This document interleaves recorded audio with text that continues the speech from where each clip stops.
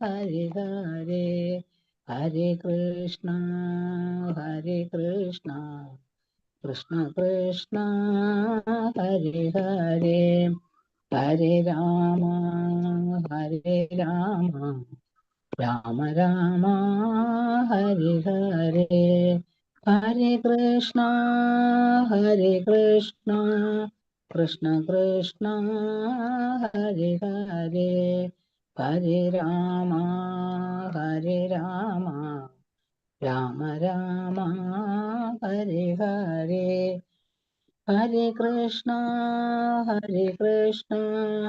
കൃഷ്ണ കൃഷ്ണ ഹരി ഹരേ ഹരേ രാമ രാമ രാമ ഹരി ഹരേ ഹരേ കൃഷ്ണ കൃഷ്ണ കൃഷ്ണ ഹരി ഹരേ ഹരേ രാമ രാമ രാമ ഹരി ഹരേ ഹരേ കൃഷ്ണ ശ്രീ കൃഷ്ണ ചൈതന്യ പ്രഭു നിത്യാനന്ദ ശ്രീ അദ്വൈത ഗാധര ശ്രീ വാസാദി ഗൗരി ഭക്തവൃന്ദ ഹരേ കൃഷ്ണ. ഹരേ കൃഷ്ണ പ്രഭുജി. ഹരേ കൃഷ്ണ. ഹരേ കൃഷ്ണ പ്രഭുജി. ഹരേ കൃഷ്ണ. ഞാൻ കുറച്ച് ഇതില്ലാട്ടാ, കറണ്ടില്ല ഇവിടെ, അതായത് വീഡിയോ ഓഫ് ആണ് എന്റെ. ഹരേ കൃഷ്ണ. ഹരേ കൃഷ്ണ പ്രഭുജി. കൃഷ്ണ പ്രഭുജി പ്രണാമം. ഹരേ കൃഷ്ണ മാതാജി. ഹരേ കൃഷ്ണ പ്രണാമം. നമ്മള് ഹരേ കൃഷ്ണ. നമുക്ക് പ്രാർത്ഥനയിലേക്ക് കിടക്കാം. ഓം നമോ ഭഗവതേ വാസുദേവായ. ഓം നമോ ഭഗവതേ വാസുദേവായ. ഓം നമോ ഭഗവതേ വാസുദേവായ. ഓം നമോ ഭഗവതേ വാസുദേവായ. നാരായണം നമസ്കൃത്യം നരം ചൈവ നരോത്തമം ദേവീം സരസ്വതീം വ്യാസം തതോ ജയമുദീരയേത് നഷ്ടപ്രായേഷു ഭദ്രേഷു നിത്യം ഭാഗവത സേവയാ. ഭാഗവതേ ഉത്തമ ശ്ലോകേ ഭക്തി ഭവതി നഷ്ടകി മുഖം കരോതി വാചാലം പങ്കും ലംഘയതേ ഗിരി യത്കൃപതമഹം വന്ദേ പരമാനന്ദമാധവം ശ്രീഗുരുദീനധാരിണം ശ്രീചൈതന്യമീശ്വരം.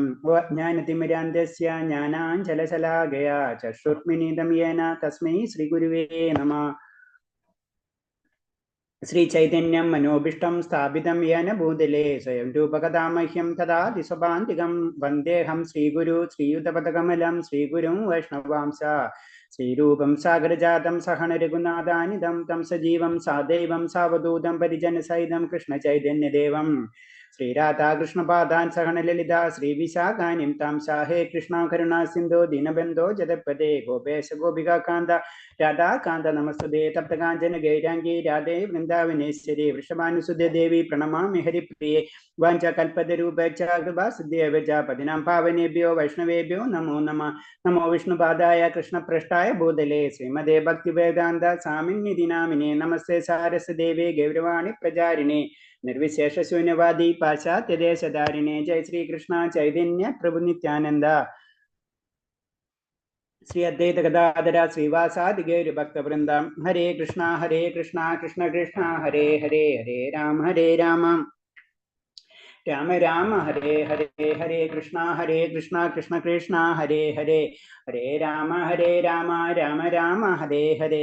ഹരേ കൃഷ്ണ കൃഷ്ണ കൃഷ്ണ ഹരേ ഹരേ ഹരേ രാമ രാമ രാമ ഹരേ ഹരേ.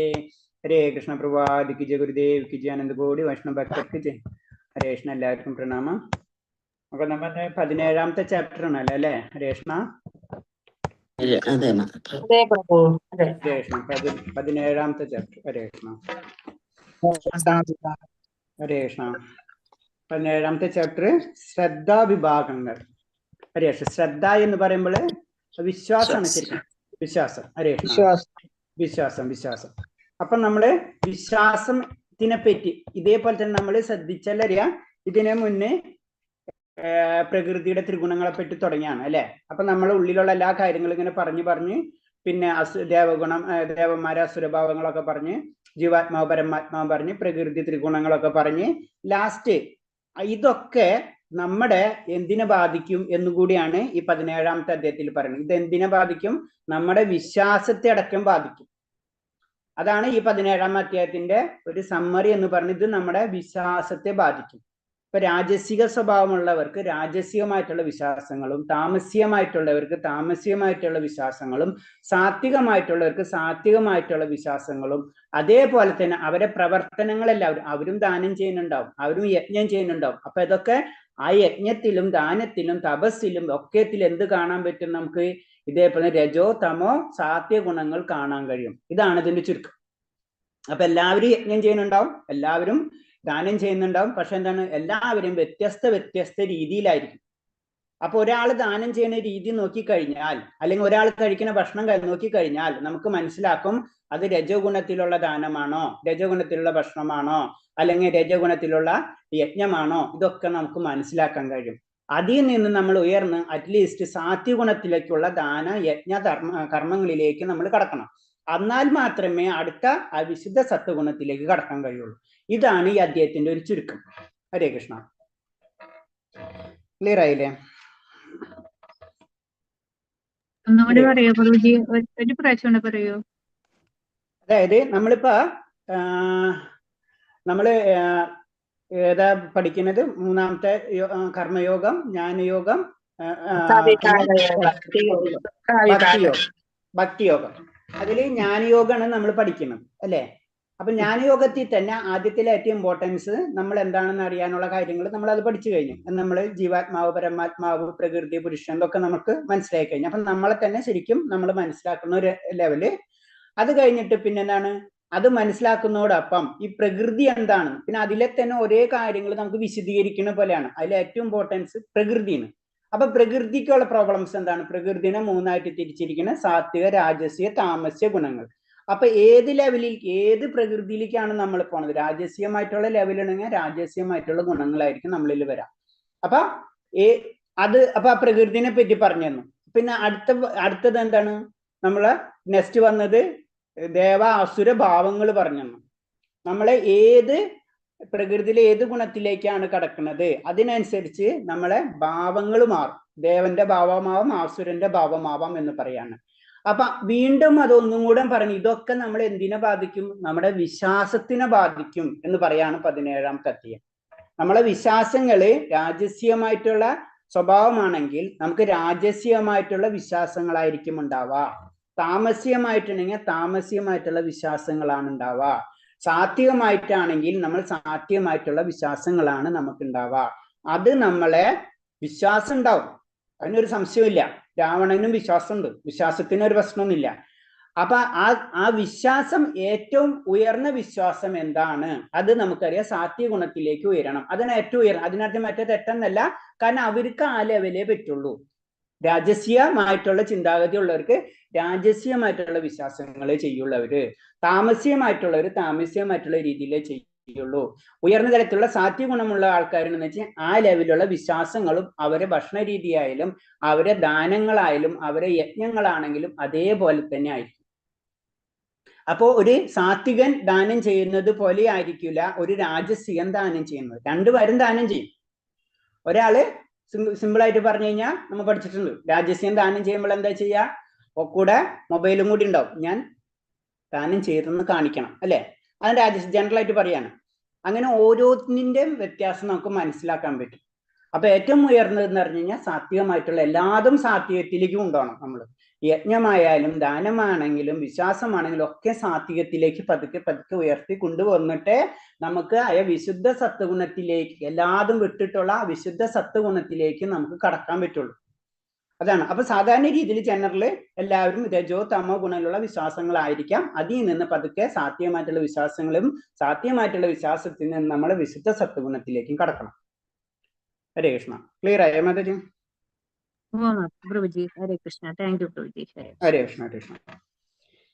അപ്പൊ ആ വിശ്വാസത്തെ പറ്റി കാര്യങ്ങളാണ് ഈ അധ്യായത്തിൽ പറയുന്നത്. അതിൽ ആദ്യത്തെ ശ്ലോകം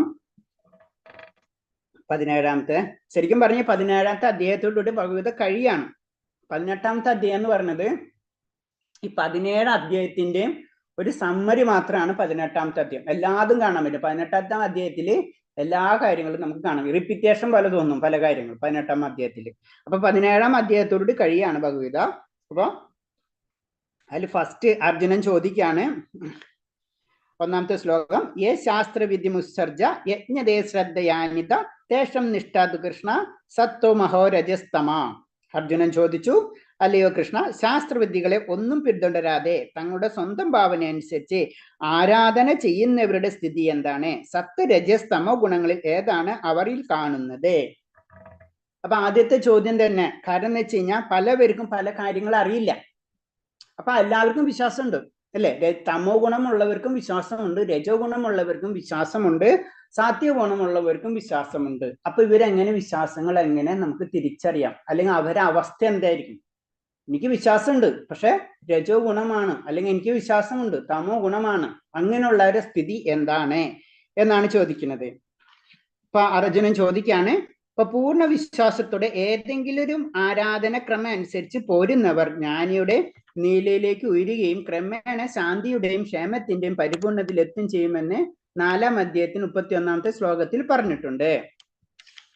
നമ്മൾ പൂർണ്ണ വിശ്വാസം അതാണ് ഉദ്ദേശിക്കുന്നത്. നമ്മള് എന്തൊരു കാര്യമാണെങ്കിലും ആ വിശ്വാസത്തോടു കൂടി ചെയ്യണം. അതിന് നമുക്ക് പല ഉദാഹരണങ്ങളും നമുക്ക് പുരാണങ്ങളിൽ കാണാം. ഈ എന്താ നമ്മൾ പറയും, മനസ്സുകൊണ്ടായാലും ഭഗവാനെ നമുക്ക് ആരാധിക്കാം. നമ്മളത് ഇതിൽ വരും, ഭക്തിരസാമൃത സിന്ധുവിൽ പഠിക്കാനുണ്ട്. മനസ്സുകൊണ്ട്, അപ്പൊ പേര് വിട്ടു, ആ കഥ ആരെങ്കിലും ഓർമ്മയുണ്ടോ? അതായത് ഒരു ബ്രാഹ്മണൻ, ആ ബ്രാഹ്മണൻ ഓർമ്മയുണ്ടോ? മാനസപൂജ ചെയ്യുന്നതല്ലേ പ്രഭു? അതന്നെ മാനസപൂജ ചെയ്യുന്നത്. പാൽപ്പായസം വെച്ചിട്ട് അതന്നെ പാൽപ്പായസം കൈ തൊട്ട് നോക്കുന്നത് ഓർമ്മയില്ല? അത് കൈ പൊള്ളിയതും ഒന്ന് മാതാജി ഒന്ന് പറഞ്ഞ, ആരാ പറഞ്ഞത്? പറഞ്ഞോന്ന് അതൊന്ന് പറഞ്ഞോ. അയ്യോ, കുഴപ്പമില്ല, അറിയാവുന്ന രീതിയിൽ പറഞ്ഞോ മാതാജി.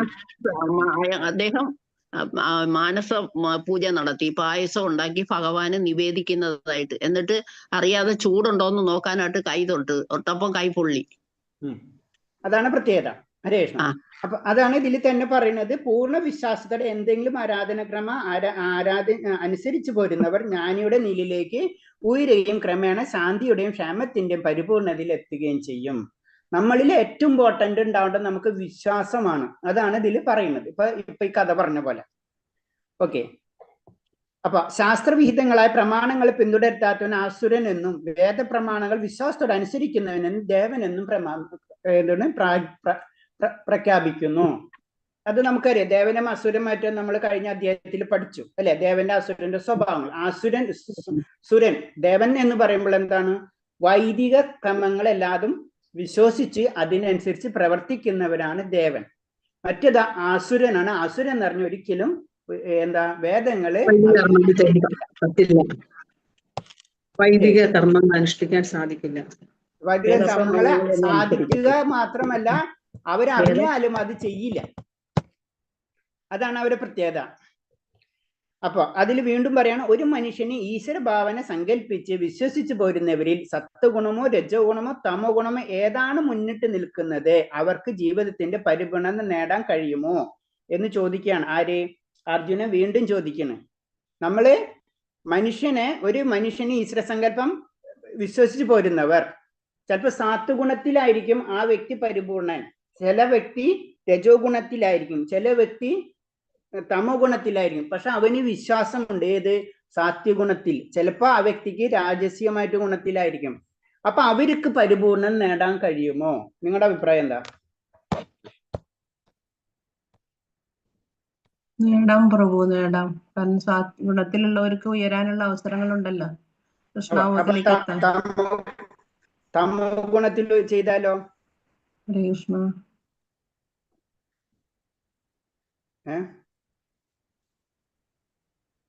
തമോ ഗുണം താഴോട്ട് പോകത്തേ ഉള്ളൂ. ഇറങ്ങി വരാൻ പറ്റുമല്ലോ അവർക്ക്. രാജസയിലേക്ക് എത്താലോ തമോ ഗുണത്തിലുള്ളവര്? ഉയർന്നു വരാൻ പറ്റും പ്രഭു. രാജസ്യത്തിൽ എത്തിയിട്ട് അവർക്ക് പിന്നെ സത്വഗുണത്തിലോട്ട് വരാം. സത്വഗുണത്തിലേക്ക് അങ്ങനെയാണെന്ന് വെച്ച് കഴിഞ്ഞാല് രാമായണത്തിൽ നമുക്കറിയാം, രാവണനും കുംഭകർണനും ഒക്കെ അവര് പല തപസ്സൊക്കെ ചെയ്തിട്ട് അവർക്ക് സത്വഗുണത്തിലേക്ക് അവരെത്തിയ. അവര് നാമം ഭഗവാനെയാണല്ലോ പൂജിച്ചത്. ഭഗവാനെ പൂജിച്ചാൽ മാത്രമേ, നമ്മൾ അതിനു മുന്നൊക്കെ പഠിച്ചാണ് അല്ലെ? ഭഗവാനെ പൂജിച്ച ഭഗവാന്റെ അടുത്തെത്തും അല്ലേ? ആ ദേവനെ പൂജിച്ച ദേവന്റെ അടുത്തെത്തും അല്ലെ? അപ്പൊ ദേവനെ പൂജിച്ച ദേവന്റെ അടുത്തെത്തും. അപ്പൊ വിശ്വാസം അവൻ എന്താ ആഗ്രഹിക്കുന്നത് അത് അവന് കിട്ടും.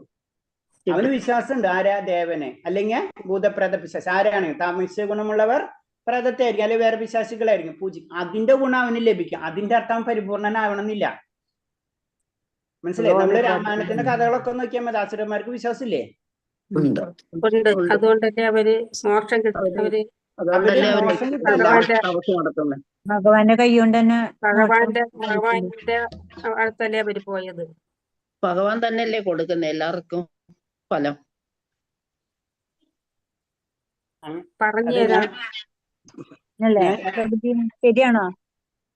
ഞാൻ എന്റെ ചോദ്യം എന്ന് വെച്ച് കഴിഞ്ഞാല് ആ. ഇപ്പൊ നമ്മൾ ഇതിൽ പറയണെന്ന് വെച്ച് കഴിഞ്ഞാല് എന്താണ്? ഒരു മനുഷ്യൻ ഈശ്വരഭാവനെ സങ്കല്പിച്ച് വിശ്വസിച്ച് പോരുന്നവർ സത്വഗുണമോ രജോ തമസോ രജോ എന്താണ് മുന്നിട്ട് നിൽക്കുന്നത്? അവർ ജീവിതത്തിൽ പരമോന്നതം നേടാൻ കഴിയുമോ? ഇതാണ് ചോദ്യം. യഥാർത്ഥ ഞാൻ പരമോന്നതയിൽ എത്താനാവുമോ? വേദശാസ്ത്ര നിയമങ്ങൾക്ക് അനുസരിക്കുന്നില്ലെങ്കിലും ഏതെങ്കിലും ഒന്നിൽ വിശ്വാസം അടിച്ച് ഈശ്വരനെയും മനുഷ്യനെയും ദേവന്മാരെ ഉപാസിച്ച് പോകുന്നതിന് പ്രയത്നത്തിന് സാഫല്യം ഉണ്ടാവുമോ?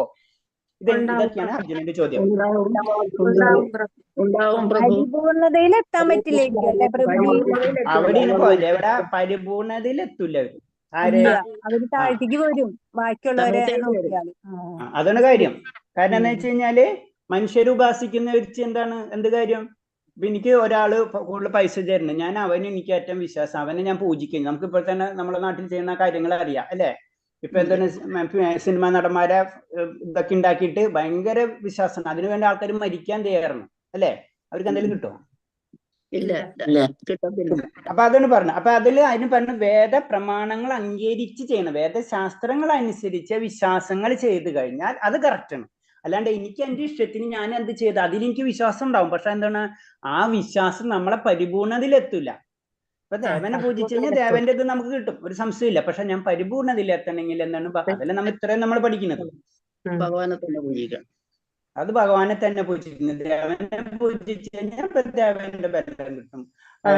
മറ്റേ താഴെയുള്ള അവരെ പൂജിച്ചു കഴിഞ്ഞാൽ ഗുണം കിട്ടും അല്ലെ? ഇപ്പൊ നമ്മളെ കമ്പനിയിലെ വലിയൊരു മാനേജർ, സിഇഒ, ഏറ്റവും വലിയ ആള്, അയാളെ നമ്മൾ പൂജിച്ചു കഴിഞ്ഞാൽ നമുക്ക് അയാളെ കൊണ്ട് പ്രൊമോഷനും നമ്മളതൊക്കെ കിട്ടും അല്ലെ? അപ്പൊ നമ്മൾ അയാളെ പൂജിക്കുകയാണ്, നമ്മളൊക്കെ അയാളെ വിശ്വാസം, അത് ലെവലാണ്, അത് വേറെ.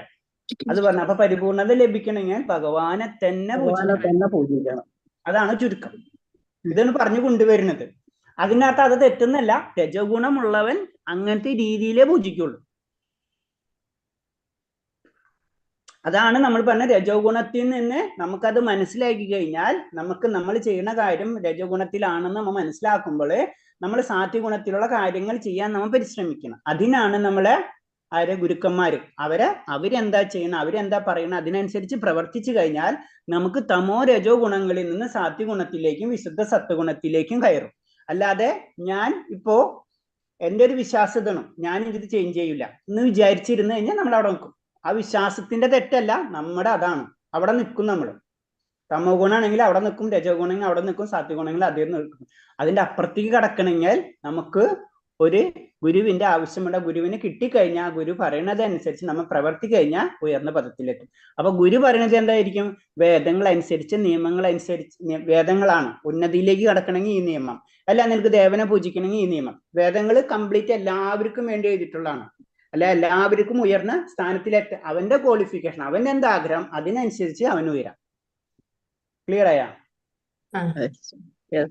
അതൊരു ബുക്കാണ് ചുരുക്കി പറഞ്ഞു കഴിഞ്ഞാൽ. നമ്മൾ സൂപ്പർ മാർക്കറ്റിൽ പോയി കഴിഞ്ഞാൽ പല സാധനങ്ങൾ ഇരിക്കാം. നമുക്ക് അവിടെ നിന്ന് ചായ വാങ്ങിക്കുക, എന്ന് ചായപ്പൊടി വാങ്ങിക്കുക, എന്ത് വേണമെങ്കിലും വാങ്ങിക്കാം, നമ്മളെ ചോയ്സാണ്. അവിടെ എല്ലാ ക്യാഷ് നോട്ടും ഇരിക്കുന്നുണ്ടാവും, പിന്നെ എല്ലാ സാധനവും ഉണ്ടാവും. എന്നിട്ട് പറഞ്ഞു വേദങ്ങളിൽ എല്ലാതും പറഞ്ഞു പല ലക്ഷ്യം എന്ന് പറഞ്ഞത് പരമാത്മാവിലേക്ക് എത്തിക്കാൻ വേണ്ടിയിട്ടുള്ളതാണ്. പക്ഷെ ചിലവരെന്താണ് അവന് ആവശ്യമുള്ള സാധനം മാത്രം എടുത്ത് ഇങ്ങോട്ട് പോരും. എന്തെങ്കിലും സംശയം ഉണ്ട് ഇതില്? ഇല്ല പ്രഭു, ഇല്ല. ഹരേ കൃഷ്ണ. അപ്പൊ ഇനി ഇത് പോകുന്നവർ ക്ലിയർ ആയിക്കൊണ്ടിരിക്കുന്നത്. ഓക്കെ.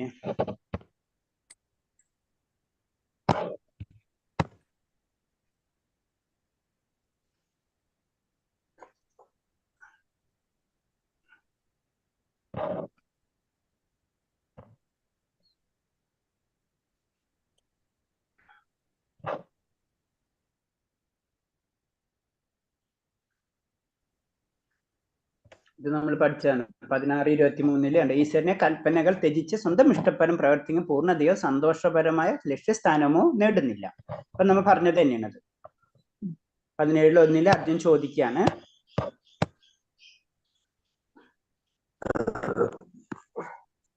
ഹരേ കൃഷ്ണ. നമുക്കൊന്നുകൂടെ 2ലേക്ക് നോക്കാം. ഞാൻ ഈ സ്ലൈഡും കൂടെ നോക്കിയപ്പോഴാണ് മിസ്സിങ് ആവുന്നുണ്ടെന്ന് വെച്ചിട്ട്.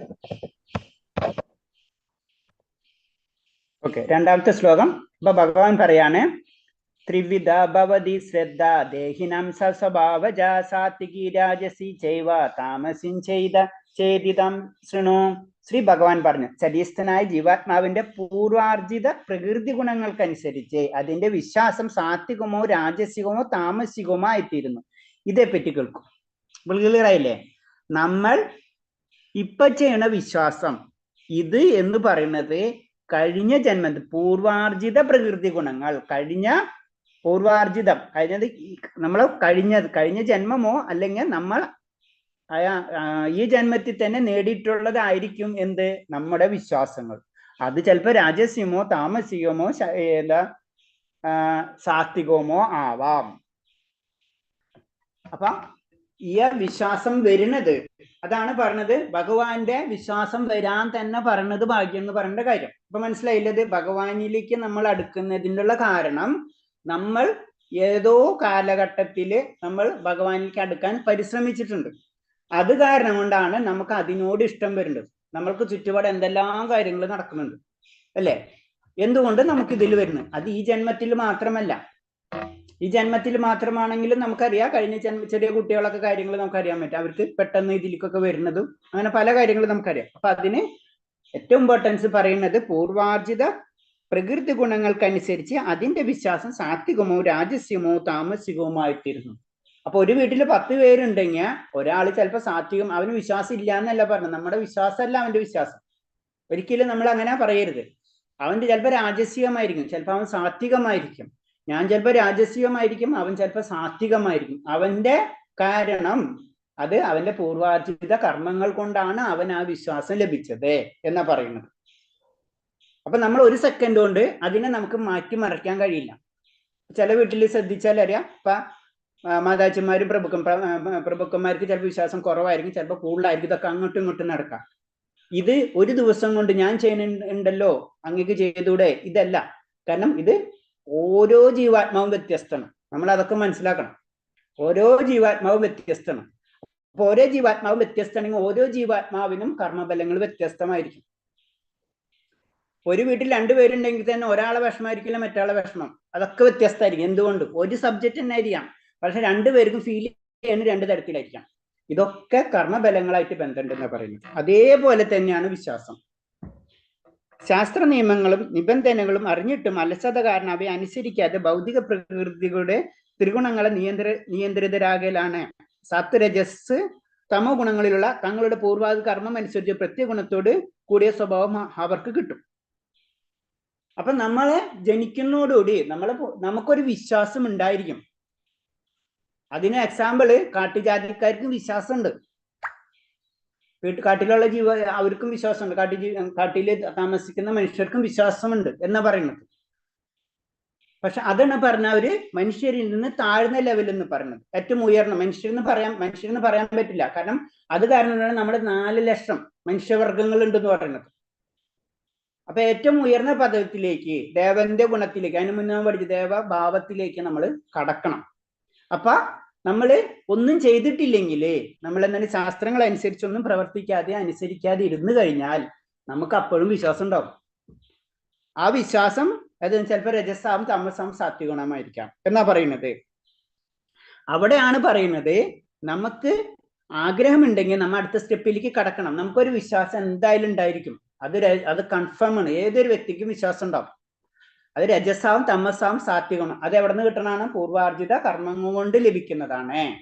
അപ്പൊ ഒരാൾക്ക് ഒരു വീട്ടിൽ, ഞാൻ അതൊന്നും ഒന്നുകൂടെ പറഞ്ഞ, ഒരാളെ വീട്ടില് ചിലവർക്ക് സാത്വികമായിട്ടുള്ള വിശ്വാസമായിരിക്കും, ചിലപ്പോൾ രാജസീയമായിട്ടുള്ള വിശ്വാസമായിരിക്കും. ഒരു വീട്ടിൽ 5 ഉണ്ടെങ്കിൽ 5 തരം വിശ്വാസങ്ങൾ ഉണ്ടാവും. അത് നമ്മൾ ഉണ്ടാക്കിയല്ല, നമുക്ക് കിട്ടിയിട്ടുള്ളതാണ്. അപ്പോ നമ്മൾ ചെയ്യേണ്ട കാര്യം എന്താണ് പറയുന്നത്? വിശ്വാസനായ ഒരു അധ്യാത്മ ഗുരുവിനെ ബന്ധപ്പെട്ട് അദ്ദേഹത്തിന്റെ നിബന്ധനകൾക്കും ശാസ്ത്ര പ്രമാണങ്ങൾക്കനുസരിച്ച് ജീവിച്ചാൽ ഈ സ്വഭാവത്തിൽ മാറ്റം വരുത്താൻ സാധിക്കും. സാത്വിക വിശ്വാസമാണെങ്കിലും രാജസ്യ വിശ്വാസമാണെങ്കിലും താമസിക വിശ്വാസമാണെങ്കിലും നമ്മൾക്ക് ലക്ഷ്യം വിശുദ്ധ സത്വഗുണാണ്, ഭഗവാനാണ് ലക്ഷ്യമെന്ന് നമുക്ക് മനസ്സിൽ ഉറപ്പിച്ചു കഴിഞ്ഞാൽ അതിനനുസരിച്ച് പ്രവർത്തിക്കാം. അപ്പോൾ നമുക്ക് ഈ രജസായാലും തമസാണ് സാത്വിക ഗുണത്തിൽ നിന്നൊക്കെ വ്യത്യാസം വരാൻ പറ്റും. ക്രമേണ രജസിൽ നിന്ന് തമോ ഗുണത്തിൽ നിന്ന് സാത്വികതയിലേക്ക് ഉയരാൻ പറ്റും. കാരണം രജസിൽ നിന്ന് തമോ ഗുണത്തിൽ നിന്ന് സാത്വിക ഗുണത്തിലേക്ക് ഉയർന്നാലേ അടുത്ത ലെവലിലേക്ക് കടക്കാൻ പറ്റുള്ളൂ. നമ്മൾ പരിശുദ്ധീകരിക്കുകയാണ് ശരിക്കും. സാത്വിക ഗുണം എന്ന് പറഞ്ഞാൽ ഏറ്റവും ഉയർന്ന സ്റ്റെപ്പ്. അവിടെ എത്താണ്ടേ 18ാം പടി കടക്കാണ്ടേ നമുക്ക് ഭഗവാനെ കാണാൻ പറ്റില്ല എന്ന് പറഞ്ഞ് സാത്വിക 18ാം പടിയാണ്. അപ്പൊ 18ാം പടി എത്തി ഞാൻ അവിടെ നിന്ന് കഴിഞ്ഞാൽ ഭഗവാനെ കിട്ടില്ല. അതാണ് സാത്വികത്തിന്റെ ലിമിറ്റേഷൻസ് ഉണ്ടെന്ന് പറയുന്നത്. അവിടെ നിൽക്കും, കടക്കൂല. കാരണം അവിടെ എത്തുമ്പോൾ താഴത്തേക്ക് നോക്കുമ്പോൾ എല്ലാം കാണും. അപ്പൊ അതല്ല, എന്റെ അപ്പുറത്ത് സ്റ്റെപ്പ് ഉണ്ടെന്ന് മനസ്സിലാക്കാത്ത ഒരവസ്ഥയാണ് സാത്വികമായിട്ടുള്ള ഗുണത്തിന്റെ ലിമിറ്റേഷൻസ്. വിശ്വാസനായ ഒരു അധ്യാത്മ ഗുരുവിനെ സഹവസിച്ച് സശ്രദ്ധമായും ഉയർന്ന ഗുണത്തിലേക്ക് സ്വയം ഉയർത്തപ്പെടണം. അപ്പൊ നമ്മൾ ചെയ്യേണ്ടത് സത്യം അറിഞ്ഞ വ്യക്തിയിൽ നിന്ന് സത്യം മനസ്സിലാക്കാം. തത്വതി പ്രണിപാതേന പരിപ്രശ്നേയ സേവയ ഉപദേശാന്തി ജ്ഞാനം ദർശനഹ. ഇത് ക്ലിയർ ആയിട്ട് നമ്മളോട് പഠിച്ചിട്ടുള്ള ശ്ലോകമാണത്. അപ്പൊ അത്രയും ഇമ്പോർട്ടൻസ് ആർക്കുണ്ട്? ഗുരുവിനുണ്ടെന്ന് ഈ ശ്ലോകത്തിൽ കൂടെ പറഞ്ഞു തരുന്നു. അല്ലെങ്കിൽ എല്ലാവർക്കും വിശ്വാസമുണ്ട്. ആർക്കും വിശ്വാസം ഇല്ലാത്തവരിൽ വിശ്വാസത്തെ ഉയർന്ന പദത്തിലേക്ക് നമ്മൾ കൊണ്ടുപോകണം. അതിനാര് വേണം? ആ സത്യം അറിഞ്ഞ വ്യക്തിയെ നമ്മൾ സ്വീകരിക്കണം. ഇതാണ് ചുരുക്കം. അടുത്ത ശ്ലോകം. സത്വാനുരൂപ സർവസ്യ ശ്രദ്ധ ഭവതി ഭാരത ശ്രദ്ധമായോയം പുരുഷോ യോ ഹിരച്ചത്ത ഏവസാം. വ്യത്യസ്തമായ പ്രകൃതി ഗുണങ്ങൾ സ്ഥിതി ചെയ്യുന്നതനുസരിച്ച് അല്ലയോ ഭരതശ്രേഷ്ഠ, ഓരോ വ്യക്തിയിലും ഓരോ തരത്തിലുള്ള വിശ്വാസത്തെ വളർത്തിയെടുക്കുന്നു. തന്നിലാർജിച്ച ഗുണങ്ങൾക്കനുസരിച്ച് ജീവസത്ത ഓരോ പ്രത്യേക വിശ്വാസമുള്ളവരെന്ന് പറയപ്പെടുന്നു. അപ്പൊ ഇത് തന്നെയാണ് അതിൽ പറയുന്നത്. കാരണം നമ്മൾ ആർജിച്ചതിനനുസരിച്ച് നമ്മൾ ഒരു പ്രത്യേക വിശ്വാസത്തിലേക്ക് കടക്കും. ഏതൊരാൾക്കും ഉണ്ടാവും പ്രത്യേകമായ ഒരു വിശ്വാസം. ആരായാലും ശരി, അത് സാത്വിക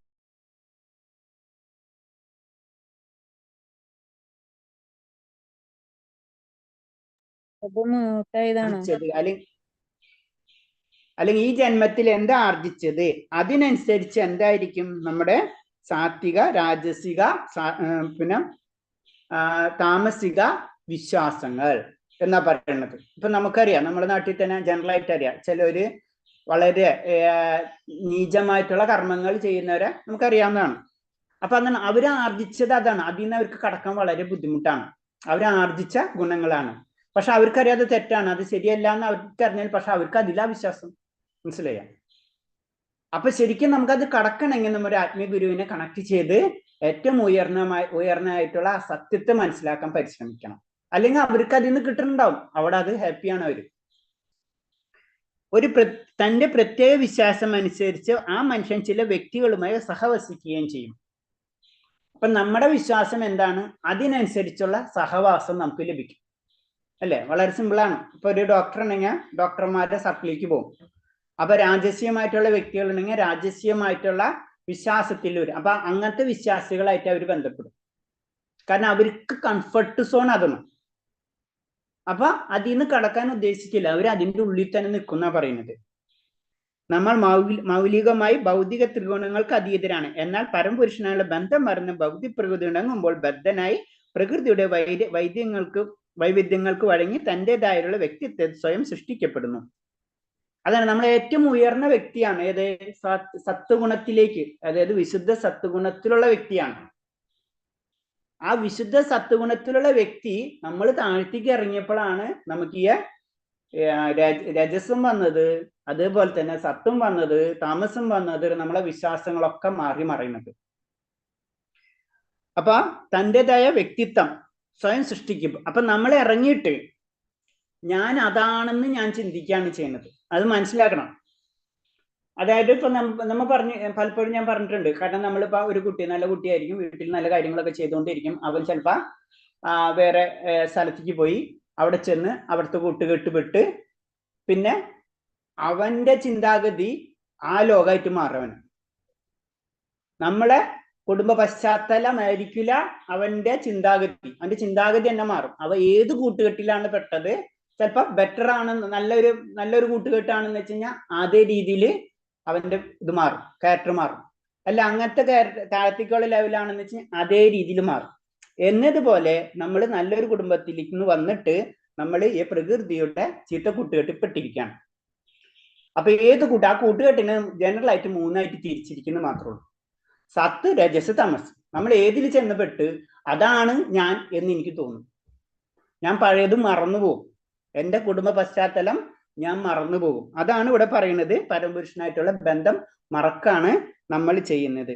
ചില കുട്ടികൾ പറഞ്ഞിട്ടുണ്ടാവില്ല, പിന്നെ അച്ഛനെ അമ്മനെ ചേട്ടനെ വീടൊന്നും അവന് ബന്ധമില്ല, അവന്റെ ലോകം. ഇത് തന്നെയാണ് ഇവിടെ സംഭവിക്കുന്നത്.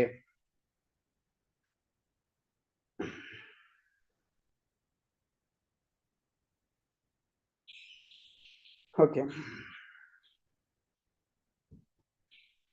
പിന്നെ അടുത്ത പോയിന്റ് പറയുന്നത് ശ്രദ്ധ അഥവാ വിശ്വാസം മൗലികമായ സത്വഗുണത്തിൽ നിന്നാണ് ഉത്ഭവിക്കുന്നത്. വിശ്വാസം എന്ന് പറയുമ്പോൾ ശരിക്കും പറഞ്ഞത് അത് സത്വഗുണത്തിൽ നിന്നാണ് വരുന്നത്.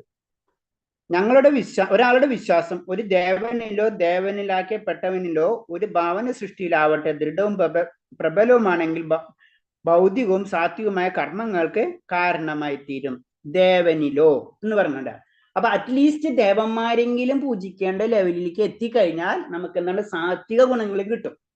അല്ല പ്രേത പിശാചുകൾ അങ്ങനത്തെ വിശ്വാസത്തിൽ പോയി കഴിഞ്ഞാൽ അത് കിട്ടൂല. അതിന് പറഞ്ഞത് അറ്റ്ലീസ്റ്റ് സാത്വിക കർമ്മങ്ങൾക്ക് കാരണമായി തീരും എന്ന് പറഞ്ഞത്. അറ്റ്ലീസ്റ്റ് ദേവന്മാരെ പൂജിച്ചാല് കഴിഞ്ഞാല് അത് താഴ്ന്ന സ്റ്റെപ്പുകളാണ്, സാത്വിക ഗുണത്തിൽ തന്നെയുള്ള സ്റ്റെപ്പുകളാണ്. നമ്മൾ ഏറ്റവും ഉയർന്ന ഗുണമാണ് നമുക്കറിയാം. വിശ്വാസവും പൂർണ്ണമായും സാത്വികമായതുള്ളതല്ലെന്ന് വരുന്ന കാലത്തോളം അതിന് ത്രിഗുണങ്ങളുടേതായ മാലിന്യം ബാധിക്കാൻ ഇടയുണ്ട്. മലിനീകൃതമായി ഈ ഗുണങ്ങൾ ഹൃദയത്തിൽ വ്യാപിച്ചിരിക്കും. അപ്പൊ എപ്പോഴേയും പരിശുദ്ധമാവുന്നിടത്തോളം കാലം നമ്മൾ എന്താണ്, നമുക്ക് ഇങ്ങനത്തെ വിശ്വാസങ്ങൾ മറിഞ്ഞുകൊണ്ടിരിക്കും.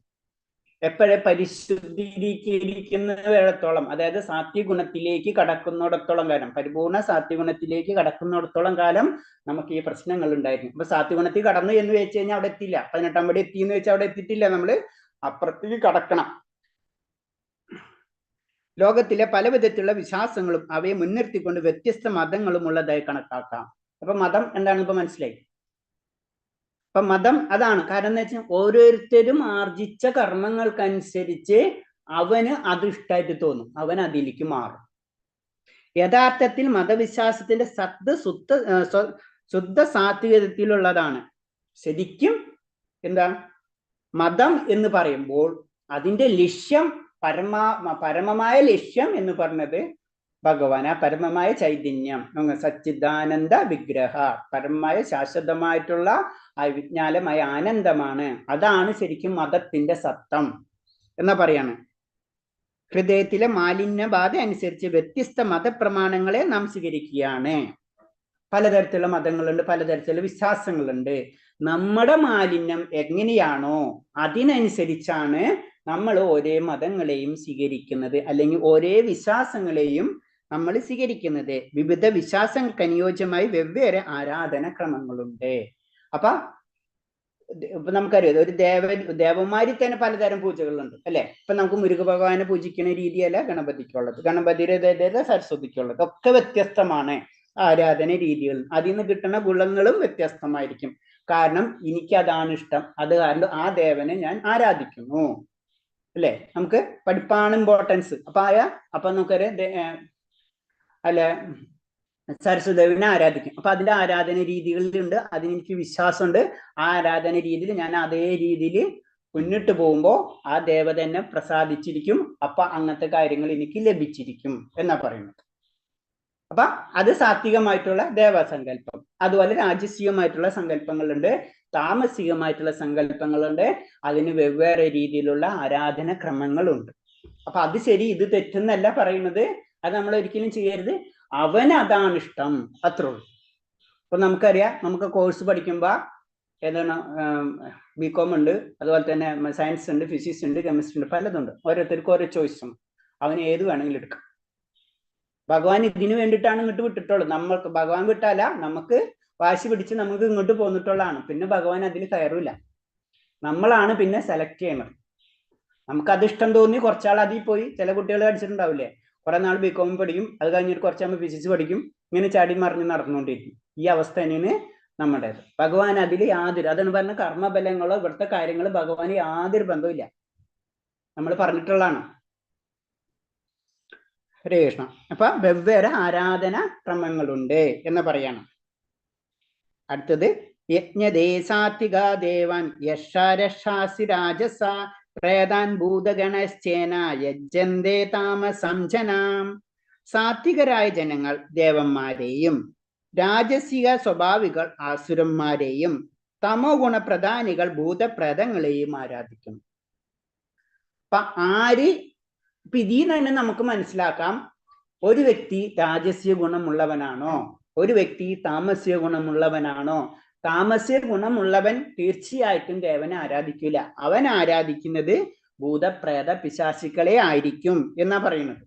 അല്ലെങ്കിൽ ഭൂതപ്രേത പിശാചുക്കൾക്ക് അവന്റെ ആഗ്രഹം അവർക്കിന്ന് കിട്ടും, അവന് ദേവന്റെ അടുത്ത് പോകേണ്ട ആവശ്യമില്ല അവന്. അതാണ് പ്രത്യേകത. സാത്വിക ഗുണമുള്ളവർ സാമാന്യ ദേവന്മാരുടെ ആരാധകരാണ്. ജനറൽ ആയിട്ട് പറയുമ്പോൾ സാത്വിക ഗുണമുള്ളവർ ദേവന്മാരുടെ ആരാധകരാണ് എന്ന് പറയുന്നത്. ബ്രഹ്മാവ്, ശിവൻ, ചന്ദ്രൻ, സൂര്യൻ അങ്ങനെയുള്ള ദേവന്മാരൊക്കെ ആരാധിക്കുന്നവരാണ് സാത്വിക ഗുണമുള്ളവർ. അവർക്ക് ആ ചിന്താഗതി വരുള്ളൂ, അതിന്റെ അപ്പുറത്തേക്ക് അവർ കടക്കൂല എന്നാ പറയുന്നത്. രാജസ്വി ഭഗവ ആസുര ശക്തികളെ ആരാധിക്കുന്നവരാണ് ഏതാണ് രാജസ്യ സ്വഭാവം. രാജസ്യ സ്വഭാവം വേറൊരു പ്രത്യേകത ഉണ്ട്, അവന്റെ കാര്യം നടക്കാൻ ആരെ വേണമെങ്കിലും ആരാധിക്കും, അത്രേ ഉള്ളൂ അവന്റെ കണ്ടീഷൻ, വേറെ ഒന്നുമില്ല എന്ന്. അതാണ് അതിൽ പറയുന്നത്. ഒരു ഉദാഹരണം തന്നെ പ്രഭാസ്വാമി അതിൽ പറയുന്നുണ്ട്. രണ്ടാം ലോക മഹായുദ്ധകാലത്തെ കരിഞ്ചന്തിൽ അളവറ്റ സ്വത്ത് സമ്പാദിച്ചതിന്റെ നന്ദി സൂചകമായി കൽക്കട്ടിൽ ഒരാൾ ഹിറ്റ്ലർ ആരാധിച്ചു എന്ന് കേട്ടിട്ടുണ്ട്.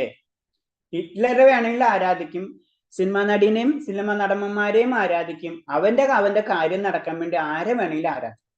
അതാണ് രാജസ്യ സ്വഭാവം. സെൽഫിഷ് ആയിരിക്കും അവര്, രാജസ്യമായിട്ടുള്ള വ്യക്തികളുടെ പ്രത്യേകത.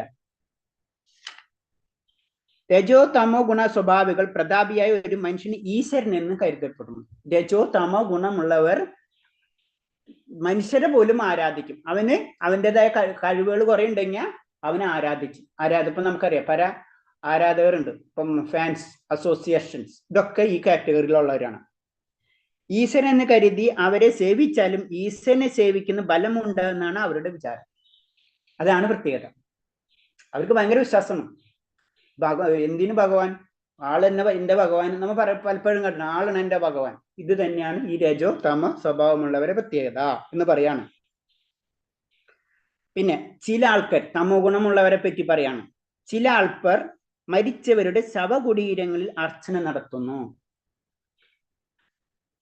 നടത്തുന്നു. താമസ അനുഷ്ഠാനങ്ങൾ.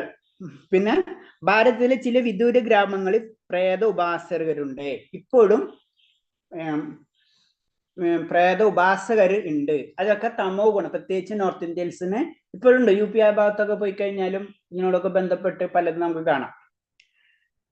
അപ്പൊ അങ്ങനെ പറയണത്. അപ്പൊ ഇതൊക്കെ എന്താണ്, ഓരോരുത്തരും ആർജിച്ച വിശ്വാസം, അതിലേക്ക് അവൻ പോകും. തമോ ഗുണമാണെങ്കിൽ തമോ ഗുണത്തിലേക്ക് ചെന്ന് അങ്ങനത്തുള്ള വ്യക്തികളെ കണക്ട് ചെയ്യും, അങ്ങനത്തുള്ള വിശ്വാസം മുന്നോട്ട് പോകും.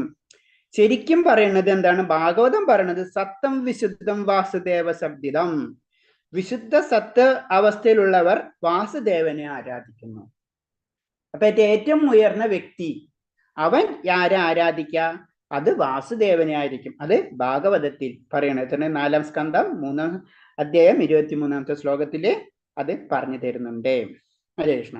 അപ്പൊ ഇങ്ങനെ ഓരോരുത്തർക്കും അവൻ ആർജിച്ചതനുസരിച്ചാണ് ഓരോ വിശ്വാസങ്ങളും വരുന്നത്. പിന്നെ അടുത്ത ശ്ലോകം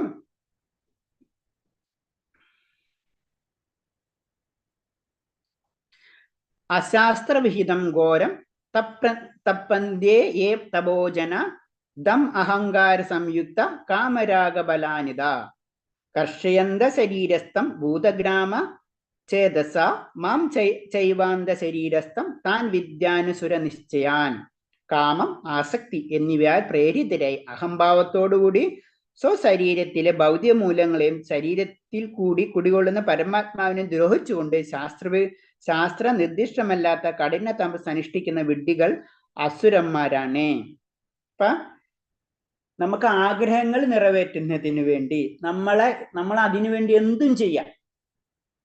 അതിനുവേണ്ടി നമ്മളെ ശരീരത്തെ പോലും നമ്മൾ മുറിവേൽപ്പിക്കേണ്ട രീതിയിലുള്ള തപസ്സുകൾ അനുഷ്ഠിക്കുക. നമ്മളെ ശരീരത്തെ ക്ഷയിപ്പിക്കേണ്ട രീതിയിലുള്ള മനസ്സിനെയും നമ്മളുള്ളിലുള്ള ആത്മാവിനെയും വേദനിപ്പിക്കേണ്ട രീതിയിലാണെങ്കിൽ നമ്മൾ തപസ് അനുഷ്ഠിക്കുക. രാവണന്റെ കഥ ആലോചിച്ചാൽ മതി. പരമശിവനെ തപസ് ചെയ്തിട്ട് കിട്ടാണ്ടാവുക നമുക്കറിയാതെ. അപ്പൊ അങ്ങനത്തെ കഥകളൊക്കെ, അപ്പൊ അതൊക്കെ പറയുന്നതൊക്കെ എന്താണ്, അവർക്ക് വിശ്വാസമുണ്ട്. വിശ്വാസം ഇല്ലാണ്ടല്ല. അതൊക്കെ എന്താണ്, ആസുരികമാണ് എന്ന് പറഞ്ഞു. വിഡ്ഢികൾ അസുരന്മാരാണ് എന്ന് പറയുന്നത്.